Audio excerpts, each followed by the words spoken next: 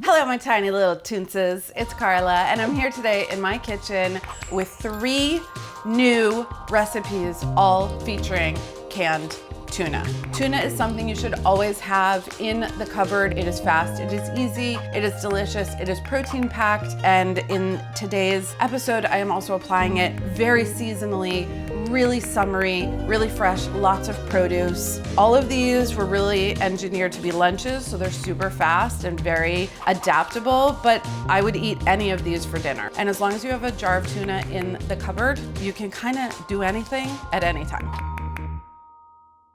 Extremely beautiful salad with a secret, which I would really highly recommend for anyone in your life who might be fearful of fish. You're not gonna see the fish. You're gonna see an extremely beautiful salad. And that's important because some people need to just get over the hump of not wanting to look at fish. I usually choose tuna packed in oil. I wanted to do 3 recipes with 3 different types. So this is the type that I chose that's going to have water because I'm going to add a good amount of fat to it. And what I'm making is a tonado sauce. If you have a fear of fish person at the table and they say, what's the sauce? That you say tonado sauce, and they won't know what that is. But what it means is tuna sauce. And it's an Italian sauce that is traditionally served with cooked thin slices of veal. I am taking that sauce and serving it with extremely beautiful produce. This is also a really great fridge clean out recipe because the sauce is delicious on literally everything. So I purposely scaled this recipe so that it makes enough to make this salad twice. It keeps in the fridge for several days. You're dipping. I mean, I sent my son's girlfriend home on the plane with the cutest, tiniest little jar of leftover tonado, and she was dipping sugar snap peas in tonado sauce on her flight. But no one was gonna complain because they didn't see her open up a tuna sandwich. I don't know, as recipe developers, we get bored. I've called for Kewpie. I've called for regular mayo. I've told you that I love Hellmann's. Veganese tastes great, and I thought it would be fun to use it in this, and so I did. You could obviously substitute regular mayo. So Dijon mustard, Veganese, our good old friend, nutritional yeast, also going in for acidity, tartness, all of those good things. I'm splitting it between white wine vinegar, although I'm using this white balsamic, which is delicious. And I'm not a white balsamic person, but that one is really, really tasty. So you could use a champagne vinegar, white wine vinegar, and then filling in with white distilled, which I'm, again, I love. I love it so much. I'm gonna blend this until it's creamy. And then I'm gonna add quite a bit of basil to make it beautiful and green and continue on with the secretness of we're camouflaging, we're peacocking, we're catfishing. This is a salad with a catfish dressing. I want to give this a head start. Sometimes the anchovy and the tuna need just a little more time to get a creamy consistency. I don't want this to be grainy. And normally tonado doesn't have herbs in it and it's served this color, which is fine. But now I'm gonna add the basil. Parsley is what I used in the version of this that I did for the beef tartare. Cilantro would be really good. I think mixing herbs would be great. Tarragon would be incredible. I wouldn't do 100% mint. I think a mix of basil and oregano would be really nice together because this totally works as a fridge clean out kind of a dish. Pull out the herbs that you have in there and not really worry about it. So back down to low, turn her back on. So giving it a head start without the basil helps preserve the color of the basil. You don't want to overwork your fresh herbs. You don't want to heat them up. You don't want to cut them up too much because that's what reduces that vibrant color. But so pretty, right? Okay. Doing some salt.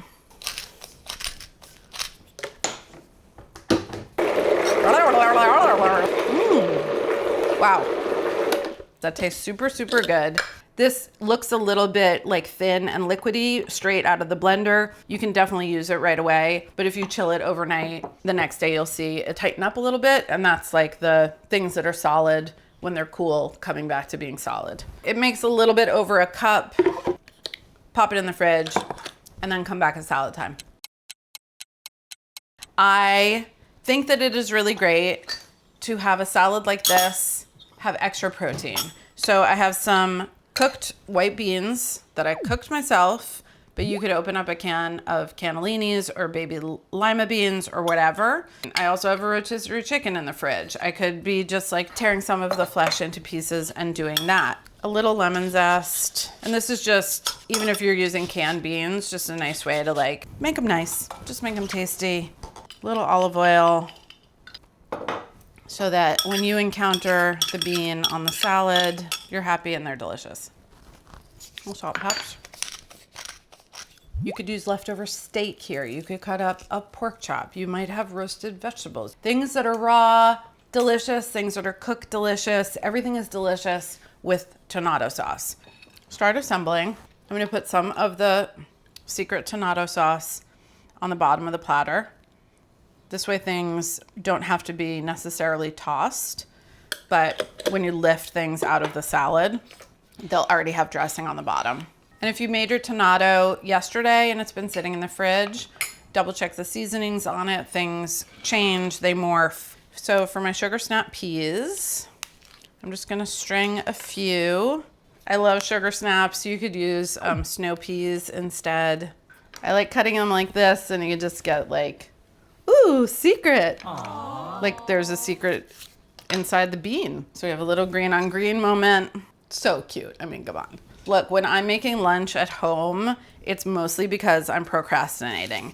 So if you have tomato and you're procrastinating and it's lunchtime and you come into your own kitchen, like take the time to do something fun and creative and beautiful. It's gonna take you out of whatever work you don't wanna be doing or that maybe you're stuck on, and just go away and like think about which shape I should cut this tomato into and make pretty wedges and smell the tomato smell and just really be living my life as a creative person who also then gets to eat something really delicious. I mean, it's truly the perfect art because you get to eat at the end, right?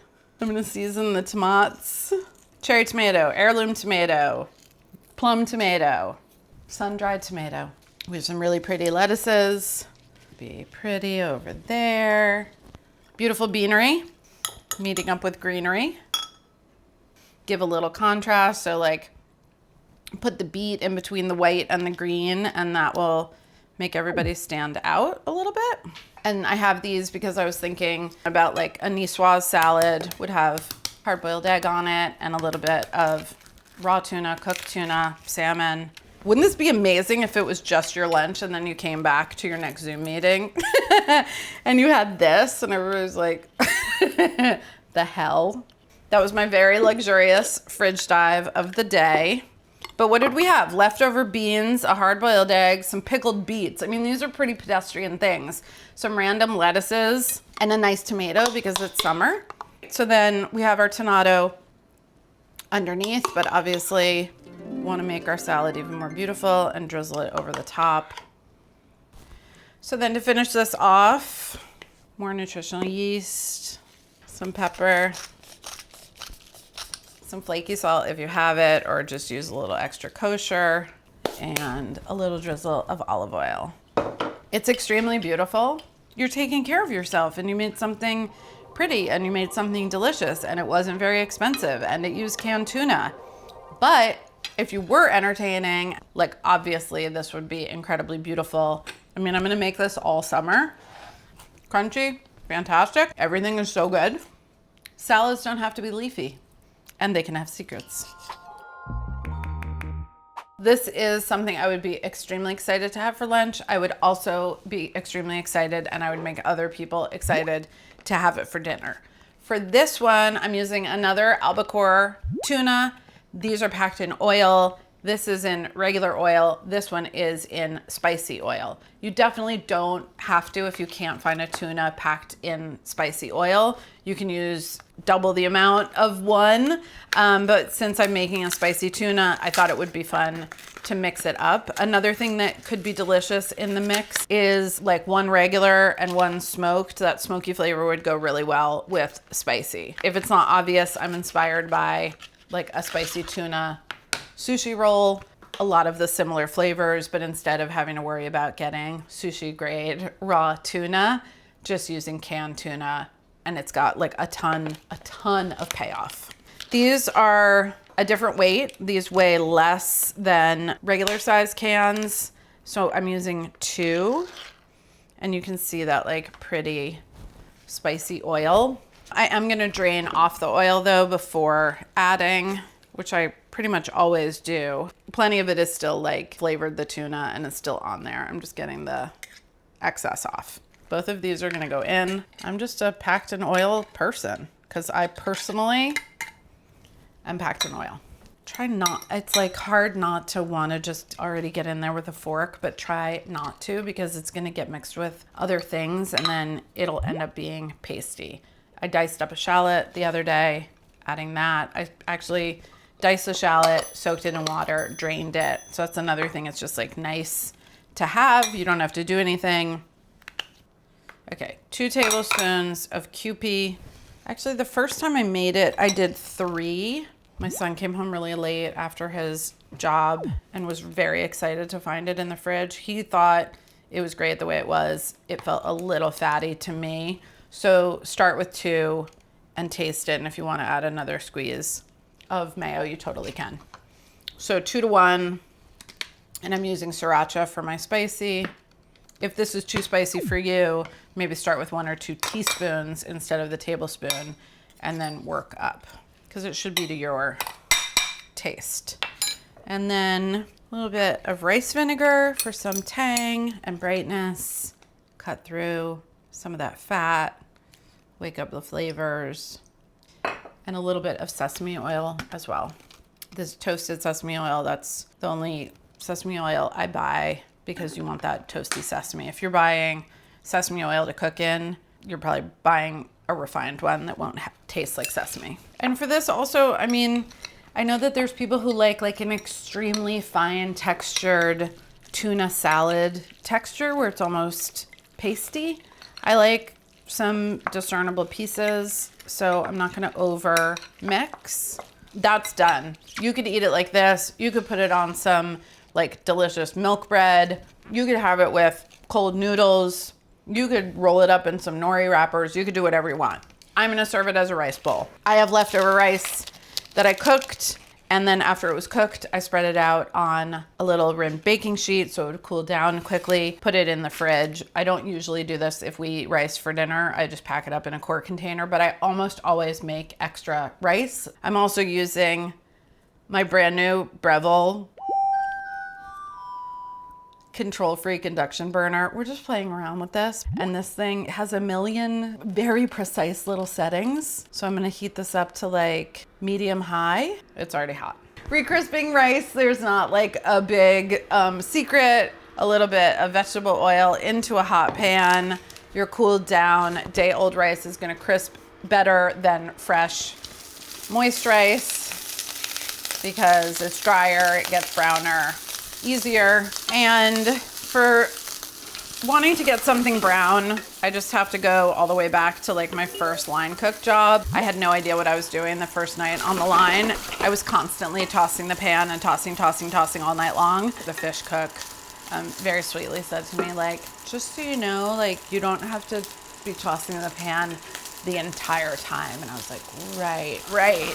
And she was like, because actually you like kind of need the food to be against the surface of the pan to cook. So if you want to get something brown, you have to leave it alone. I tossed it to coat all the rice in oil. Fat on the grains is gonna help it conduct heat and get browner. Great time to bust out the Pressy Downy. We're here on like the fanciest induction burner in the world. We might as well use the fanciest weight press in the world. Oh, that is satisfying. 6 or 7 minutes. That's pressed. All right, we're a few minutes in. Ooh, yes. Nice and toasty. So usually I like to get the underside toasty and then kind of break the rice up. So it's like moist and steamy and chewy on one side and more crackly, crunchy on the other. And then you get like chunks that are like chewy, crunchy. But if you want it just like super crunchy and individuated, just break it up more, keep tossing it, keep cooking. Yum. This is how I like it though. Power down. I chose the world's smallest bowl because I love the color.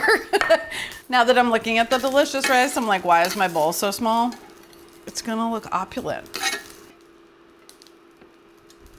All right, so to finish the bowl, I'm gonna do a little furikake right on the rice. If you don't have any furikake in the house, you could use toasted sesame seeds instead, or you could just sprinkle a little bit of salt on top, but it's just a seasoning for the rice. And avocado, many blessings for a beautiful day. I really feel like what's inside the avocado is like the best like horoscope reading that you could have on your day. Pretty good day. Little brown down there, so use that one. Like a slice. Great, gorgeous, perfect. And then a nice scoop of spicy tuna. I love, love, love like cold tuna salad on top of warm rice. If that's not your thing, I apologize. I think it's fantastic. And then I just have some nori leaves for wrapping. And also, I have perilla growing on my deck. And it's wild because last summer I had one pot of perilla, and this year it jumped and it's in like 4 different pots. So incredibly easy herb to grow.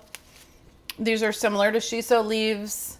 I don't know how easy shiso is to grow, but they're so beautiful, and they're a really great thing to have around to make lettuce wrappers out of. You can get these at like H Mart and other Asian supermarkets like that. If you don't have shiso, use like a Boston lettuce or a Bibb lettuce or Little Gem, and it's just nice to have a little lettuce wrapper. So the way that I like to make my little wrapper is I'll take a nori, I put perilla in the middle, get some of the crispy rice, a little tuna.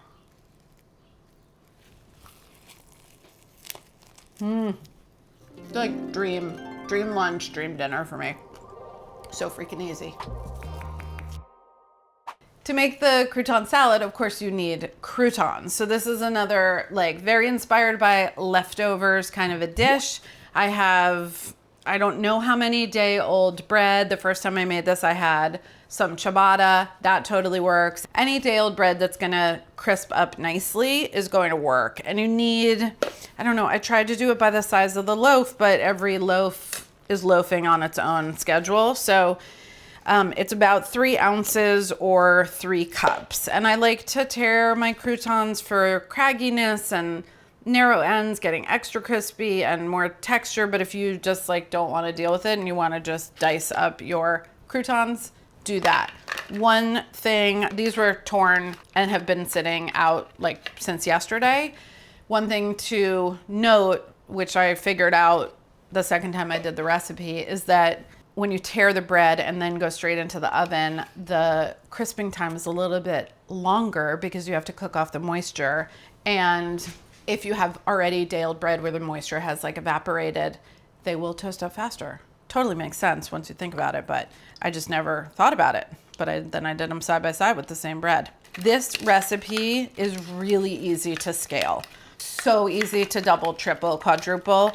I'm calling it a tomato soaked crouton salad because justice for panzanella. But people hear panzanella and they think about something bad that they had once. Bread salad also, people don't understand. A tomato soaked crouton though, that sounds really good. And then you add Of the Sea, and of course those of us who are old enough to remember Chicken of the Sea, the iconic episode with Jessica Simpson, will be pleased and have a little smile on our faces. The idea for this, or calling it that, came from Leo, my child, because I was like, what should I develop? What recipes should I do for the next batch of videos? And then he just said giant crouton salad, and I was like, that sounds incredible. He wanted me to do it with a caper aioli, and I just wanted to positively reinforce him and not follow it up by saying people don't with capers, because that's a whole other, the caper people, the olive people, you know. Most adorable sheet pan in the world, going into a 350-degree oven. It's gonna take about 16 to 18 minutes. And while it's toasting, I'm gonna come right back and make the vinaigrette. So in the process of working on this recipe, I had quite a bit of tomato soaked crouton salad of the sea hanging around the house, and I will tell you, it's really good immediately, and it's really great in 3 hours, and it's really great tomorrow. It is also amazing taken to go. What's not to love? And I'm gonna add a 1/4 cup of lemon juice. But again, I would just want you to juice 2 lemons and not really worry about it. Doing this in a measuring cup, I have my reasons. The vibe on the dressing is to make it like super tomato-y. So it's gonna have tomato solids in it, and it's also gonna have tomato juices in it. Because tomato liquid is like one of the great juices in the world. Okay, now I'm gonna add a 1/4 cup of white distilled vinegar. I don't know, just that much. That seems good. And now a little bit of salt and peps. So I like this to sit for a couple of minutes because it's gonna help macerate the shallot and get them seasoned and get them starting to like let some juices out. And then they're really like lightly pickling in here. I have a nice beefsteak. You can use whatever tomato you're proud of on this particular day. Taking out the core. I'm gonna start by quartering it. I want really cute little dice of tomato flesh, but I don't want to waste this. So I'm cutting that core out. I'm just gonna give it like a little choppy chop, and then I'm taking a strainer, plopping those in. So this is just like passively happening, but now tomato liquid is gonna seep out of that tomato, and I'm gonna feel less bad about not using it, and tomato juice is gonna season the vinaigrette. So no additional work. We're just using all the parts of the tomato. Seed packet. Why are you like this? So giving these guys a little head start, but you can see there's already tomato juice dripping.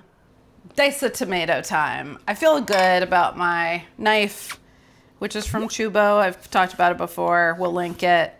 It's pretty sharp. If you're not so sure about whether your knife can do this, cutting the tomato from the flesh side is easier than from the skin side as far as like getting through it. I think a small like 6 or 7 inch serrated knife is one of the best tools that you could have, and it is just your total big time buddy for tomatoes. Okay, so then we'll go crosswise. I like the dice of the shallot and the dice of the tomato to be similar, and a lot of times in other crouton salads, panzanella, I don't know, I looked at a lot of pictures, there's like often like big cherry tomatoes or big tomato wedges in this little dice. It kind of just like sort of melds into the salad and it doesn't overwhelm any like one bite. Okay, so I'm not ready to put this into the dressing quite yet. The time that it takes to make the salad is the time that it takes to make the croutons, which is 18 minutes and then 3 minutes to throw it all together. So it's a 21-minute tomato-soaked crouton salad of the sea. If you don't have chives, do some tarragon, marjoram, cilantro, all of the basils, a smaller amount of oregano, thinly sliced scallion greens and whites. At this point, whatever happened with my tomato juices, we're out of time because I'm working against my crouton clock, which is a good amount, actually. I should have measured this before just to be like, how much do you get? All right, let's not get fixated on that. Walk away. Walk away. All right, I like to transfer the dressing at this point to a jar. I can shake it here and emulsify everything, and then also then it's in a jar for the amount that's left over. So far, we haven't added any fat to this dressing. This is extra virgin olive oil. That is the sound of a crouton. Hold on. Stop the presses. Oh, God. Well, those look great. My croutons are faster than I am. So my croutons are done. They are crispy. They are still crispy chewy. They're gorgeous. They have golden tips. They have lovely aromas. And while this is hot, I'm gonna sprinkle a little Aleppo over. I didn't want to season with Aleppo before because they could burn, but as soon as they hit this like nice warm oil sheet tray, that will bloom. It smells really good already. I'm just gonna let these cool down for a couple minutes. Olive oil, I have a lot of lids on new partners in my jar drawer. It's always a risk. Like every time I shake oat milk, every time. All over me, all over the counter, all over the floor. Gorgeous, delicious and perfect. Okay, so now tomato in the craziest way. I have to make some room for the chives. I don't want to smash and bash, so gentle toss. Just to make some room for these chives, which are totally gonna fit because they're hollow. I love her. She's stubborn and crazy. And she has really bad spatial awareness. If you're proud of me for filling up this jar, please like and subscribe to the channel. 100% fits. Great. Perfect. Excellent. We'll come right back to that. Croutons are warm, no longer hot, which is great. What I'm going to do first is use about half of the amount of the dressing that I'm calling for. So I think that means about a half a cup, because kind of like watering a plant, you need to give these croutons like a minute to absorb the liquid. Just toss it once, let it sit for a second, and then we'll toss it again and it will magically have gained the ability to absorb the rest of that dressing. I have half a head of fennel. Cut however you want, but just cut thinly.